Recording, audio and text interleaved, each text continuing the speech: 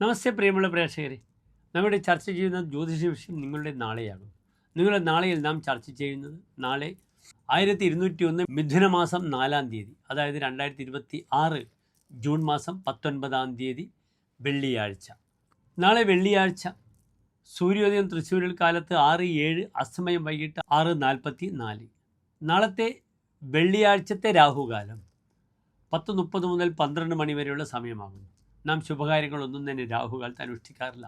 ആ 1.5 മണിക്കൂർ ദൈർഘ്യ സമയം ഇന്നെല്ലാവർക്കും, അത് സമ്പന്നനായാലും താഴ്ന്ന നിലയിലെ വ്യക്തിയായാലും ഏത് ജാതിയിലായാലും മതത്തിലായാലും, രാഹുകാലത്തെപ്പറ്റി ജനങ്ങൾക്ക് നല്ലൊരു ബോധമുണ്ട്. നാളത്തെ തിഥി വെളുത്തപക്ഷത്തിലെ പഞ്ചമി തിഥിയാണ്. നല്ല തിഥിയാണ് പഞ്ചമി. ചന്ദ്രൻ ബലവാനായി വരികയാണ്.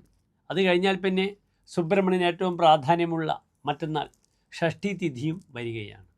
നാളത്തെ നക്ഷത്രം കാലത്ത് 10:10 വരെ ആയില്യം നക്ഷത്രവും 10:10 കഴിഞ്ഞാൽ പിന്നെ മകം നക്ഷത്രവുമാകുന്നു. ആയില്യം ഒരു ശുഭകാര്യത്തിന് നാം സ്വീകരിക്കാത്ത നക്ഷത്രമാണ്. എൻ്റെ പ്രിയപ്പെട്ട പ്രേക്ഷകർക്ക് നാളെ വെള്ളിയാഴ്ച ആയില്യം നക്ഷത്രമാകയാൽ,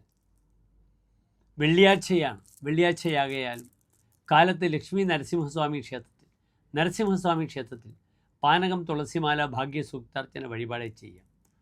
വൈകിട്ട് മകൻ നക്ഷത്രമാണ്. നാഗപ്രീതി ചെയ്യുന്നത് വളരെ ഉത്തമമാണ്. അടുത്തുള്ള നാഗക്ഷേത്രത്തിൽ ആയില്യപൂജ അല്ലെങ്കിൽ സർപ്പബലി അല്ലെങ്കിൽ നവഗ്രഹത്തിൽ രാഹുകേതു അർച്ചന ചെയ്യുക. മകം ഒരു നല്ല നക്ഷത്രമാണ്, പക്ഷെ വാങ്ങാനും കൊടുക്കാനും പാടില്ലാത്ത നക്ഷത്രമാണ്. കൃത്രിക, ഭാഗ്യ, മൂലാശ്ച, മകാ, ചിത്രാജ, രേവതി. കാർത്തിക ഭാഗ്യമെന്നാൽ ഉത്രം, മൂലം, മകം, ചിത്ര, രേവതി. ആദാതവ്യം എന്ന ദാതവ്യം, വാങ്ങരുത്, കൊടുക്കരുത്. സശേഷന്ത് വിനശ്യതി, അതിന് ബാക്കി പോലും നശിച്ചു പോകുമെന്നാണ് പറയുന്നത്. മകം എല്ലാ ശുഭകാര്യത്തിനും സ്വീകരിക്കുന്ന നക്ഷത്രമാണ്, പക്ഷെ വാങ്ങാനും കൊടുക്കാനും മകൻ നക്ഷത്രം പറ്റില്ല എന്ന് മാത്രം. നാളെ എൻ്റെ പ്രിയപ്പെട്ട പ്രേക്ഷകർക്ക് ശുഭമുഹൂർത്തം വേണമെങ്കിൽ ശ്രദ്ധിക്കുക. മകൻ നക്ഷത്രത്തിൻ്റെ ആദ്യത്തെ 15 നാഴിക ഗണ്ഡാന്തമാണ്.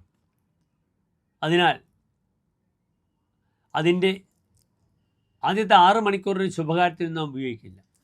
പക്ഷെ അത്രത്തോളം നാം ക്ഷമിച്ചിരിക്കേണ്ട ആവശ്യമില്ല. ആദ്യത്തെ 3:45 നാഴിക കഴിഞ്ഞാൽ തന്നെ മകൻ നക്ഷത്രത്തിനെ നമുക്ക് ഉപയോഗപ്പെടുത്താം.